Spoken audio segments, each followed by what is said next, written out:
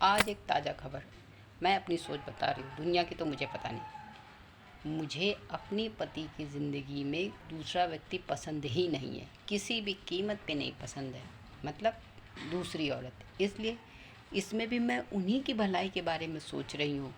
क्योंकि देखो, ज़रा ध्यान से सुनना। अगर मेरी जैसी सोच हर औरत ने रख ली कि अपने पति के सिवा किसी और को देखना भी नहीं, बाकी सब भाई दादा बप्पा नहीं, भाई दादा वगैरह हैं, और मेरा पति सिर्फ मेरा, अन्य किसी का नहीं, और ऐसी सोच अगर आदमी भी रख ले तो बड़ी मुसीबत से बच जाएगा। पहली बात, मरने कटने से बच जाएंगे दोनों लोग।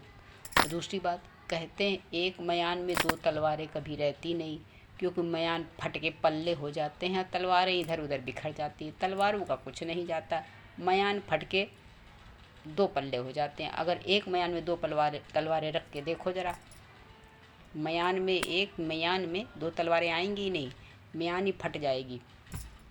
इसीलिए एक व्यक्ति की ज़िंदगी में दो औरतें होना बिल्कुल ठीक है ही नहीं, न धर्म के हिसाब से न वैसे। क्योंकि फिर ऐसी स्थिति में धोबी का कुत्ता न घर का न घाट का।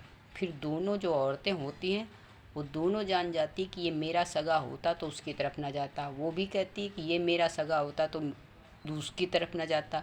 औरतें उस आदमी की औकात जान जाती हैं कि ये किसी का नहीं है। फिर औरतें आदमी को जताती नहीं हैं। भाई मैं एक वफ़ादार बीवी हूँ, इसलिए मैं क्लियर बता रही हूँ। मैं अपने हस्बैंड के लिए वफ़ादार हूँ, इसलिए मैं क्लियर बता रही हूँ अपनी सोच कि हर औरत ऐसी सोच रखती है। मगर जो चालाक होती हैं वो आदमियों को कब भनक तक नहीं लगने देती कि मेरे मन में इतना सांप डोल रहा है, टिंग डिंग डिंग डिंग। औरत को नागिन की उपाधि इसीलिए दी गई है कि औरत अपने सिवा किसी और के बर्दाश्त ही नहीं कर सकती। और फिर वो मन में, सामने तो बड़े प्यार से दोनों रहेंगी, फिर जहाँ पतिदेव निकले उसके बाद पतिदेव की ज़िंदगी वो झंड बनाती हैं औरतें, दोनों औरतें मिल कर के।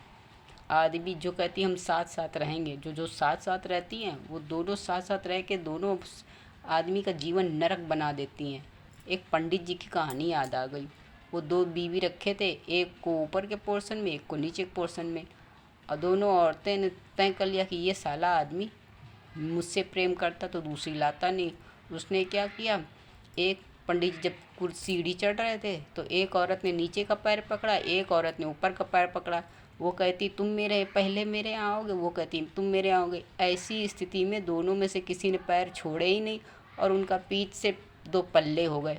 पंडित जी फट के दो टुकड़ों में हो गए।